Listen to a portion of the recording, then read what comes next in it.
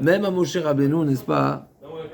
Donc même Moshe Rabbeinu, Moshe Machem Master, on va commencer par Shavei Ikra, même pour Moshe Rabbeinu, c'est le Midrash nous dit que les Letzané Ador disaient, est-ce que Moshe Rabbeinu sera capable de faire résider Hachem dans le Mishkan, comme si que, alors à nouveau, c'est pas quelque chose de, on peut comprendre l'étonnement, puisque même Moshe Rabbeinu était surpris quand Akash Baruch Hu lui a demandé de construire le Mishkan. Pourquoi? Parce que c'est antinomique avec ce que représente Akash Baruch Hu. Akash Baruch Hu, c'est le Ensof, c'est nos limites.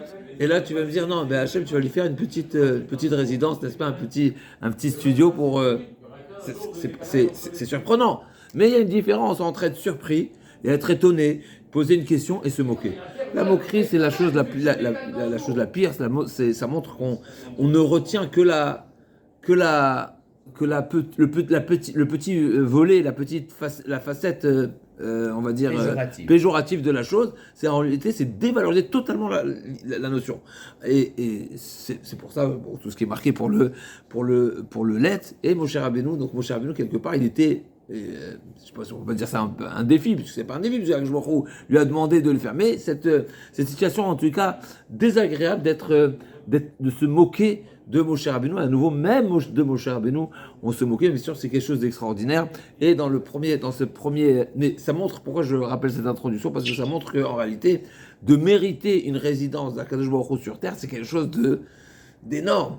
Et donc, Moshe Rabbeinu qui va se faire appelé, invité par Akadosh Baruch Hu, pas convoqué, invité par Akadosh Baruch Hu, d'une manière magnifique, puisque Vaïkra et Moshe, avant que Hachem ne s'adresse à lui, ne lui parle, et bien Akadosh Baruch Hu l'appelle, il dit, si on apprend une halakha de Derech Eretz, la Gemara nous dit, avant de parler, quand on a des propos à tenir et on souhaite parler avec quelqu'un, avant de lui parler, tu ne parles pas comme ça brutalement, tu l'appelles. Tu l'appelles, ensuite tu lui parles. D'accord? Ça, c'est derrière, ça montre la riba, ça montre quand on parle avec quelqu'un et qu'on chérit, on ne l'agresse pas avec des propos. Et surtout, des fois, les âmes sensibles, l'esprit, ils ont vraiment l'impression que ce soit un enfant, que ce soit une femme, parce que je parle à la femme et les enfants, parce que la Gemara dit qu'il faut prendre plus de pincettes et avoir plus de tact avec ces âmes qui sont plus sensibles. N'est-ce pas que si on s'adresse directement à quelqu'un sans l'inviter à nous écouter, en réalité, c'est une intrusion. C'est-à-dire que quelqu'un, il est dans ses pensées, il est dans son monde, il est dans sa bulle, même si, d'accord? Mais quand tu t'adresses comme ça à lui, ça peut être pris comme une flèche, même si les propos en soi sont beaux, sont doux, sont agréables, sont pas un reproche, etc. C'est une intrusion. La personne, elle peut être dans sa bulle. Tu l'appelles, là, il te répond. Alors là, et là, tu commences à parler, c'est incroyable. J'avais entendu une fois une phrase dans ce genre. Bon, on parle de gens qui ont un faible et qui sont... introvertis, ils sont un petit peu ils ont des hauts et des bas, mais en réalité, quand on s'adresse à eux, ils se sentent agressés. C'est pourquoi ils sont là. Mavdi les faibles, mais c'est pas ça que je parle, mais je dis, j'ai retenu cette notion, bien sûr, quand on prend l'âme malade, on est tous peut-être un petit peu, et ça montre qu'il y a une certaine sensibilité, ça montre qu'il y a quelque chose alors il y en a qui savent le gérer, il y en a qui ne savent pas le gérer. Et celui qui ne sait pas le gérer, en tout cas, il avait défini comme ça. C'est qu'en réalité, il se sent agressé par les autres. Pourquoi? Mais parce que tout simplement, il est dans son monde, et son monde, pour lui, il est fragile. Et donc, quand il y a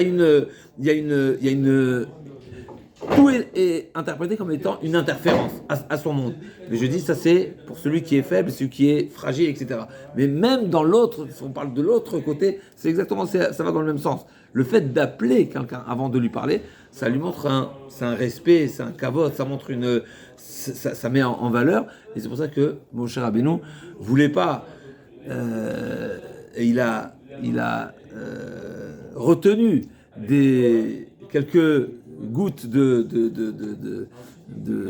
d'encre pour écrire une lettre petite et pas garder la lettre à sa taille d'origine, on va dire, pour justement que le mot de Vaïkra qui montre une marque d'affection, eh ben il soit lu Vaïkar. Vaïkar, c'est Milachon Mikré, que c'est pas que la Akadosh Baruch Hu l'a appelé comme on appelle un proche et d'une manière affective, etc. Mais c'est Milachon Mikré, que c'est par hasard. Comme à Mavdil, ce qui est marqué pour Bilam. On sait que la Akadosh Baruch Hu, n'est-ce pas, c'est Akash Baruch Hu s'est révélé à lui, mais c'était sous forme de, c'est pas un hasard, c'est pas qu'il y avait une familiarité ou autre. Maintenant, je tiens à rappeler également ce qu'on avait vu, le Chidush magnifique. On a vu que pour Abraham Avinu, il n'y a pas eu de, il n'y a pas eu de mise en scène, il n'y avait pas eu de Akash Baruch Hu directement, Vayomer Hashem el Abraham Nechnecha Me'artzecha. Immédiatement, c'est la première fois qu'Akash Baruch Hu, et il n'y a pas de, alors que là, Moshe Rabbeinu, c'est pas le cas. Moshe Rabbeinu, ça fait déjà des années. En tout cas, oui, on peut dire des années, parce que ça fait plus d'un an qu'Akadosh Baruch Hu s'est révélé à lui, puisque là on est le premier Nissan de la deuxième année. Akadosh Baruch Hu s'est révélé à lui plus d'un an et demi avant, d'accord, puisque la première fois qu'il s'est révélé à lui, c'est dans le buisson ardent. Au début quand il a été envoyé, il y a eu quelques mois de Makot, c'est discuté exactement combien de mois ont duré les différentes plaies. Les 10 plaies en Égypte. Non, en tout cas, ce qui est certain, c'est que là, c'est plus d'un an et demi après. Donc, mon cher Rabbeinu, il a déjà mérité à plusieurs conversations avec Akadosh Baruch Hu, et malgré tout, Akadosh Baruch Hu, ici, il va l'appeler pour l'inviter à rentrer au Mishkan, parce que tant que, comme on a vu la fin de la paracha de la semaine dernière, personne ne pouvait le faire tant que les nuées sont sur le Mishkan. Ça montre, n'est-ce pas, c'était une marque de non-accès. Il n'y avait pas d'accès tant que Akadosh Baruch Hu n'invitait pas Moshe Rabbeinu. Donc on va dire le pasuk Vaïkra El Moshe Vaïdaber Adonai Elav Me'ohel Moed les morts. On peut remarquer également qu'il y a une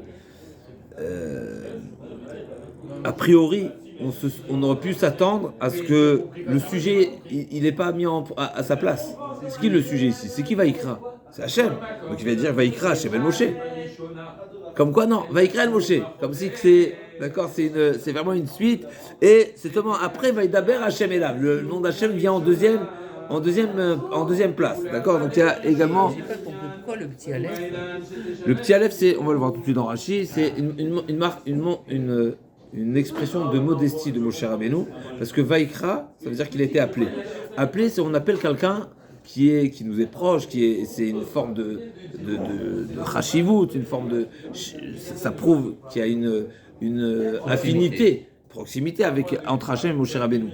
Si on enlève le Aleph, ça se lit Vaïkar. Vaïkar, ça vient du mot mikré, ça veut dire c'est par hasard. C'était une fois, ça c'est, d'accord. Donc Moshe Rabbeinu, il n'a pas voulu que dans la Torah, par anava, justement, par modestie, que ce soit. Voilà, donc, Akadosh Baruch Hu lui dicte. Il dit non, je ne vais pas écrire que tu m'as appelé comme si je suis invité à rentrer, surtout là. C'est rentrer au Mishkan, donc c'est très particulier.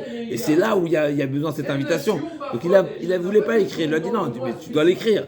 D'accord. Donc il a écrit petit. D'accord. C'est la modestie de Moshe Rabbeinu. C'est ça nos grands dirigeants qui sont. Plus on leur donne on les invite à être, plus ils sont honorés par Akadosh Baruch Hu et valorisés, plus ils se font petits. Donc Vaïkra El Moshe nous dit Rashi, les Chol Dibrot, c'est vrai que c'est seulement ici que c'est marqué ça, mais les Chol Dibrot, Chol Amirot, Chol Tzivuim, Kadma Kriya. À chaque fois, avant que Akadosh Baruch Hu ne s'adresse à Moshe Rabbeinu, venez en introduction un appel. Donc, ça s'appelle, c'est une invitation. Donc à nouveau, c'est de là qu'on apprend comment s'adresser à quiconque. Qui nous dit que Vaïkra El Moshe, c'est vrai que c'est ici que c'est mentionné. Et ici, à nouveau, il y a lieu, et le contexte invite particulièrement à cette, parce que tant qu'il n'était pas appelé, en réalité, il n'était pas invité, c'est qu'il y avait la présence d'Hachem, donc il n'y avait pas d'accès au Mishkan, même si c'est Moshe Rabbeinu qui l'a monté, il fallait respecter comme si Akadosh Baruch Hu d'abord investit les lieux et ensuite il ouvre les portes, il invite. Même Moshe Rabbeinu, il a besoin d'être invité, et pas, il n'y aura pas, tant que d'accord. Et donc là c'est particulier, mais à chaque fois qu'Akadosh Baruch Hu s'adressait à Moshe Rabbeinu, d'abord il y a kriya. Une kriya, c'est un appel, et à nouveau par le nom, et ça c'est un niveau des malachim, comme Rashi nous dit. La shon chiba, la shon shemach Hashem shemashimo shenmar vekarazé elze ve'amar kadosh, etc. C'est ce qu'on dit. Vekara, c'est une chose de kriya, un appel. C'est pas l'appel, qu'on appelle ça, l'appel l'appel en classe ou l'appel des militaires ou autre. Non, ça c'est un appel appel à l'ordre. Non, l'appel c'est un appel à Shon Riba qui montre une proximité, qui montre un lien. Aval Nevié ou Motaola Amnigla Alem Lachon Araï Vetum'a, alors que pour les anges, les prophètes, parmi les nations, alors c'est intéressant quand on parle de Nevié ou Motaolam, on parle au pluriel, on en connaît un, et on est dans ce passage-là dans la Gemara le soir de Sanhedrin qui nous parle de Bil'am, n'est-ce pas? Pour nous, il y a un prophète qui est, on va dire, qui est reconnu comme étant prophète, et particulièrement à tel point qu'il est même comparé sur un certain plan, il est comparé à Moshe Rabbeinu, etc. On connaît Bil'am, d'accord? Est-ce qu'il y en a d'autres? Ça me vient pas, mais il y a d'autres, ok. Et donc, Nevi Umot Haolam Niglalem. Alors, là aussi, c'est un sujet dans les Rishonim. Est-ce que tous ceux qui ont eu des révélations, comme, par exemple, Lavan a eu des révélations. Quand Lavan il a poursuivi Yaakov Avinu, l'ange il est venu le voir. Il a dit fais attention, n'adresse pas la parole à Yaakov Avinu, tu ne lui diras rien. Est-ce que ça s'appelle de la prophétie? C'est une révélation, mais je pense que, en tout cas, comme ça j'ai de mémoire, que les Rishonim me disent c'est pas toutes les révélations, ou bien Hagar qui était la servante de Abraham Avinu, qui a été chassée d'Abraham Avinu parce que justement Ishmaël avait un mauvais comportement. À plusieurs reprises, elle a été chassée. Et donc là aussi, là-bas, c'est marqué Malach Hashem. À 3 reprises, c'est marqué Malach Hashem. Donc c'est Malach. Est-ce que ces révélations-là, ils ont la définition? Est-ce que ça s'appelle une prophétie? Anilo Yodéa. Pas Anilo Yodéa. Mais Chila. Les Rishonim parlent de ça et ils disent que c'est pas. Il y a des niveaux. Maintenant, c'est sûr que c'est une forme de révélation. Est-ce que c'est à ça que Rashi fait allusion quand il parle de Nevi ou Motorlam comme Hagar, comme Lavan, alors Bilam oui, on sait que c'est un Navi, l'Okam Naviot de Israël qui est Moshe, on sait qu'il y a personne le niveau de prophétie de Moshe il est inégalé à part Bilam. Chez les Bnei Israël, non mais chez Bilam oui, ça veut dire qu'il a un point, il a une particularité. En tout cas, on a trouvé Hagar, on a trouvé Lavan, on a trouvé Avimelech, n'est-ce pas? Quand il a Paro, quand Paro il a pris, il y a Paro et Avimelech. Quand Paro il a pris Sarah, d'accord? C'est marqué que il a été frappé, et Akadosh Baruch Hu lui a dit de rendre Sarah. Donc là aussi il a une révélation. Ouais, alors donc il y a une révélation là-bas. C'est marqué qu'il y a Tzoratzar. Et donc Hachem il a, d'accord? Qui encore? Donc il y a toutes sortes de. Est-ce que tout cela on les appelle Nevi'im? Je sais pas si c'est à ça que Rashi fait allusion ici. En tout cas, le fait allusion. En tout cas, pour nous, on a Bilam. Bilam, oui, il a Nevié, Navi. Ok. Chez Neymar, Vaïkar et le Bilam. Et donc, c'est ça l'exemple que Rashi ramène. Pour Bilam, c'est marqué Vaïkar sans le Aleph, justement. Ça montre que c'est la chose, non seulement Vaïkar, c'est la chose Mikré, comme on l'a lu dans Parashat Kitetse de la lecture de Amalek, où c'est marqué Asher Kara Baderer. Et on sait que Kara, donc à nouveau ça, le shoresh, comme on dit en hébreu, l'étymologie, la racine du mot Kara, donc c'est ces 3 lettres-là, Kouf, Resh et Raf, qui est en réalité, Mechila, Kouf et Resh, ces deux lettres qui peuvent avoir 3 sens. Ou Milachon Mikré, donc Mikré c'est un hasard, ou Milachon Keri, donc c'est une impureté, ou Milachon Kor, ou le froid. D'accord? Les 3, ça se rejoint. Il nous a refroidi, il nous a impurifié, il a prétendu que le lien que nous avons avec le Jmoro, c'est par hasard. Ça veut dire que c'est pas une manière, c'est pas fixe, c'est pas stable. En réalité, mais parce que ce qu'ils ont voulu nous faire croire, ce que Amalek a voulu nous faire croire, c'est parce que chez eux, c'est comme ça que ça se passe.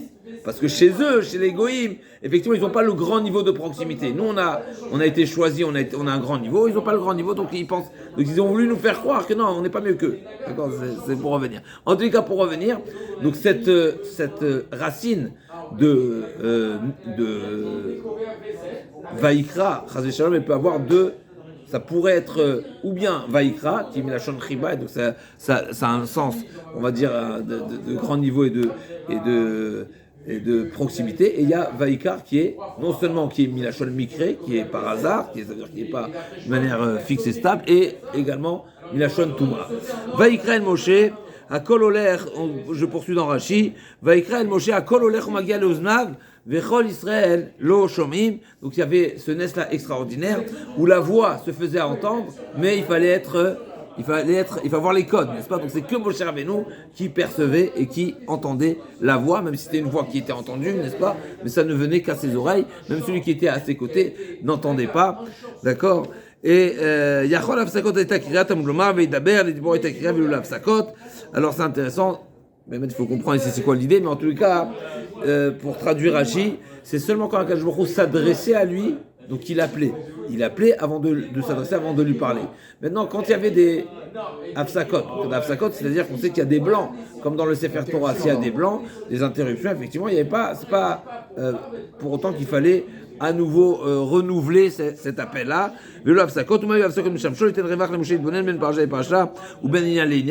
Entre les différents sujets qui étaient enseignés, Moshe Rabbeinu avait besoin d'un temps de réflexion pour comprendre les choses, pour absorber les choses. Razak. Et donc d'ici on apprend à plus forte raison que quand on a un échange, si déjà quand c'est à Moshe Rabbeinu ou c'est Akadosh Baruch Hu et Moshe Rabbeinu qui a un grand niveau, mais malgré tout Akadosh Baruch Hu marque il appelle et il marque un arrêt entre les différents sujets à plus forte raison que nous devons apprendre comment faire pour s'adresser. Donc c'est pas à nouveau la Torah, chaque détail de la Torah c'est un enseignement. C'est pas seulement on voit la chose comme étant extérieure à nous et on s'émerveille comme dit ouais c'est magnifique mais moi je suis autre chose. Non, au contraire, ça s'adresse à nous pour le dire. On a aussi de quoi apprendre de ces grandes rencontres. Et donc c'est cette manière de vivre, et en réalité, elle nous concerne nous tous. Après, bien sûr, ça s'adapte, mais ici, pour ce type d'enseignement, c'est au premier degré. Il y a un savoir-vivre, c'est un derech eretz, ça fait partie de la Torah, savoir le savoir-vivre, avoir une certaine classe, une certaine manière de s'adresser à quiconque. Et là, les Maët et Aaron, Vaïdaber Hashem, Vaïkra El Moshe, Vaïdaber Hashem Elav. Ici, Akadosh Baruch Hu s'est adressé à Moshe Rabbeinu. Pourquoi il était nécessaire de dire Elav, à lui et uniquement à lui. On vient exclure qui? Alors, dans le premier Rashi nous dit que la parole d'Hachem était entendue uniquement par Moshe et pas le reste du peuple. Rashi nous ajoute sinon Elav, à lui, ça veut dire que c'est uniquement lui qui était appelé et pas Aaron à Cohen. למעט את אהרון. רבי דוד יותר אומר, 13 דיברות נאמרו בתורה למשה ולאהרון, וגם 13 מיעוטים למדרש שלא אהרון נאמרו, אלא משה שמע לאהרון. Donc il nous dit, dans la Torah, on retrouve qu'il y a 13 reprises, on retrouve dans la Torah, où Akadosh Baruch Hu s'est adressé à Moshe et à Aaron en même temps. D'accord, les deux. Et à l'opposé, on a trouvé à combien de reprises? Mechila, 13 fois, 13 reprises également, où Akadosh Baruch Hu s'est adressé à Moshe, et la Torah nous précise que à Moshe uniquement. D'accord? Donc c'est incroyable. Pour nous dire quoi? Comme c'est marqué ici, Elav, Midaber Elav, Ledaber Ito, Midaber Elav, Veidaber Elav, Noadti Lecha. Donc tous ces mots-là qui sont supplémentaires, ça montre, ça indique que Akadosh Baruch Hu s'adressait à lui et uniquement à Moshe Rabbeinu, pas à Aaron. מדבר עלינו עתיד לך, כולם בתורת כהנים יכול, ישמעו את הכל דיבור תמוד לומר, כל לא, כל אליו, משה שמע וכל ישראל לא שמעו. Donc a priori, tu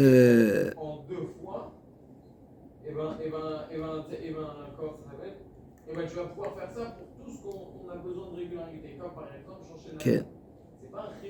Donc il nous dit pas précisément c'est quoi ce parallèle et qu'est-ce que ça vient nous apprendre. Mais en tout cas, il nous fait un Rabbi Metera ici, en tout cas comme ça Rashi nous ramène, on peut faire ce constat où 13 fois Hachem s'est adressé à Moshe et à Aaron, et 13 fois à Moshe et pas à Aaron. Qu'est-ce que ça nous laisse entendre?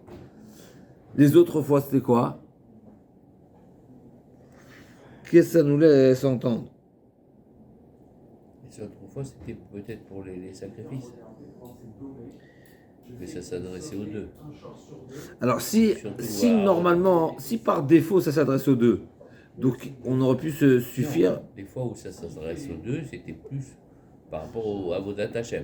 Oui, moi c'est pas ça l'action que je pose. L'action que je pose, c'est que si on nous précise une facette, mais par défaut, je connais la deuxième. Eh ben, C'est-à-dire, Moshe était plus grand qu'Aaron. non, c'est pas ce qui est dit ici. C'est pas ça le sujet. Le sujet, on a vu déjà que chacun il a sa particularité. Moshe, il a une particularité, Aaron il a une particularité, et au contraire, on dit que les deux ils sont shkulim, ils ont une valeur équitable, complémentaire, Razak, même si voilà. Dans la Parce que chez nous, c'était Moshe. j'insiste sur ce point-là. Moi, c'est Moshe exactement. Mais Aaron Cohen, il a quelque chose que Moshe n'avait pas. Alors. C'est délicat mais cette notion de shkulim, elle existe. Et nous, on sait bien que quand on parle de shkulim, si on traduit shkulim, ça veut dire que c'est équitable. Équitable, ça veut pas dire forcément copie conforme et avec des mêmes qualités. Équivalent, on va dire, c'est équivalent. Donc quand on dit équivalent, et je rappelle les propos du Maharal, le Maharal nous dit dès lors où il y a un élément, une personne ou une chose a une particularité que l'autre n'a pas, et vice-versa, l'autre a une qualité que l'autre n'a pas, ça s'appelle équivalent. Pourquoi ? Parce que chacun a une particularité que l'autre n'a pas. Donc, après, on ne peut pas forcément dire, dès le moment où je suis manquant quelque part, et l'autre a quelque chose que je n'ai pas, mais il a une supériorité sur moi. Et vice-versa. Après, maintenant, est-ce que forcément on est capable de dire que l'un est plus que l'autre? Je comprends du Maharal que dès le moment où tu as quelque chose que l'autre, que tu n'as pas quelque chose que l'autre a, tu ne veux pas dire que tu es plus. C'est une finesse. C'est sûr. Mais au niveau de la névoie, là, il s'adresse. Oui, si effectivement, si on va analyser uniquement niveau de névoie, est-ce que au niveau de névoie, c'est Moshe. Ça, effectivement. Maintenant, est-ce que ça veut dire que ça va donner un plus grand statut à Moshe? Alors, à nouveau, pour Moshe, c'est un petit peu compliqué, c'est pour ça que je le dis avec des réserves, mais c'est marqué dans les textes. Si Akjborou s'est adressé à Moshe et Aaron, et c'est marqué des fois dans la Torah, Moshe et Aaron, et des fois c'est marqué Aaron ou Moshe, dans cet ordre-là. Des fois Aaron il est avant Moshe, des fois Moshe il est avant Aaron, c'est pour dire comme ça le Midrash il dit, c'est pour t'enseigner qu'ils sont shkulim, qui se valent. D'accord ? Maintenant, qu'est-ce que ça veut dire qu'ils se valent ? Je ne sais pas qu'est-ce qu'on doit retenir de ça. Mais peut-être effectivement, peut-être le complémentaire, c'est quelque chose qu'on peut plus facilement comprendre. Maintenant, c'est sûr que ça ne veut pas dire, quand on parle d'équilibre et de dire qu'on est égaux, c'est faux de penser que égal veut dire qu'on est pareil. Non, on n'est pas pareil. Si on ne peut pas être égal. Voilà. Non, mais quand on parle, voilà,